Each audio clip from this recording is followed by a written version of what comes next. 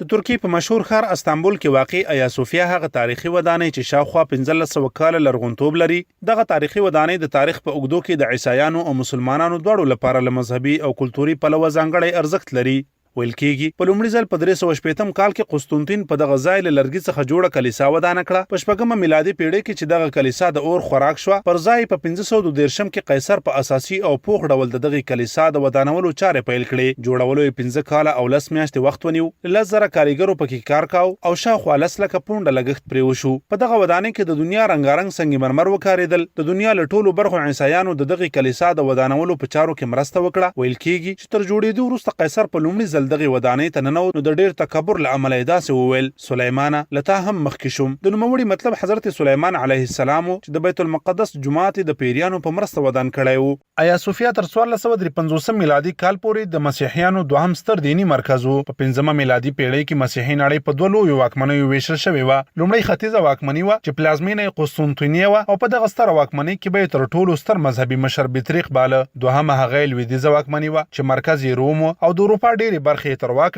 او دلته به تر ټولو ستر مذهبي مشر پاپ ګڼل کېده. تاریخ په اوږدو کې د دواړو واکمنیو ترمنځ تل سیاسي او مذهبي سیالۍ روانې وي. لویدیځه واکمني د رومن کاتولیکس کلیسا تر اغیز لاندې وه او ختیځه واکمني ارتوډکس کلیسا څخه اغیزمنه وه او آیا صوفیا په نړیواله سطحه د ارتوډکس کلیسا مرکز وو.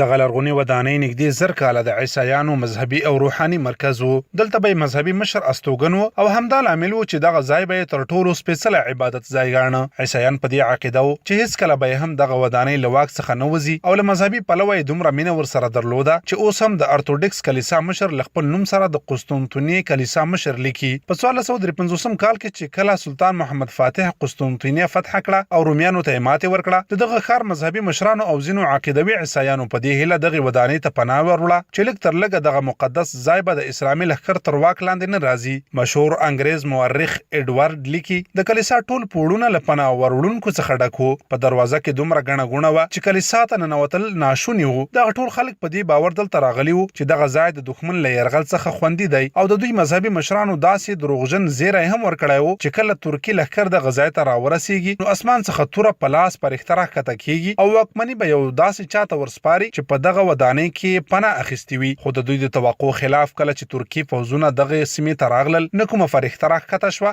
او نه د رومیانو ماتې په سوبه بدله شوه. خو بیا هم رومیان تر آخر وخت پورې د غیبي مرستې په تمه وو. سلطان محمد فاتح اعلان وکړ چې د ماسپښین لمونځ به په آیا صوفیا کې ادا کوي. په همدې ورځ آیا صوفیا فتح شوه او په دغه ځای کې مسلمانانو لومړی لمونځ وکړ. آیا صوفیا د عیسایانو لپاره یوازې د مذهبي مرکز حیثیت نه درلود، بلکې دلته به د اسلامي لښکر پر وړاندې د جګړې پلانونه جوړېدل او د عیسایانو ترمنځ به د یووالي او اتحاد کوښښونه کېدل. د قسطنطنیې له فتح وروسته مسلمانانو د لمانځه او نورو اجتماعاتو لپاره مناسب ځای نه درلود. له همدې امله سلطان محمد فاتح اراده وکړه چې دغه تاریخي ودانۍ په جومات بدله کړي. ودانۍ او ځمکه یې له نصراني راهبانو څخه په شخصي شتمنۍ وپېرله او د جومات لپاره یې وقف کړه چې اوس هم د ترکیې په حکومتي دفترونو کې د دغه سودا او وقف سندونه موجود دي.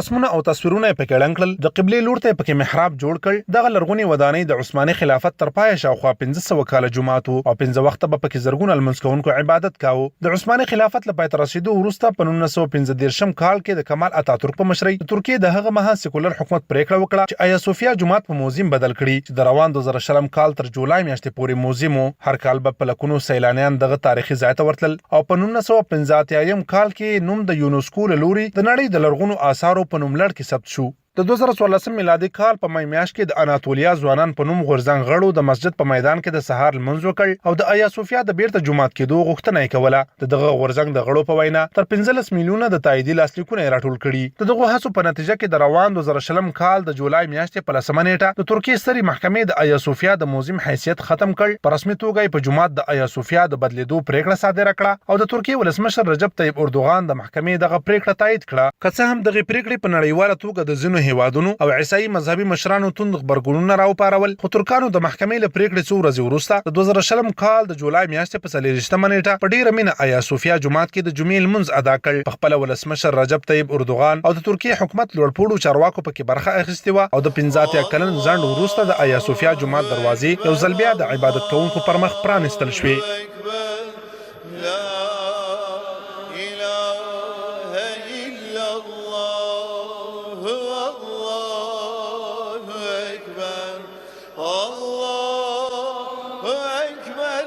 إلا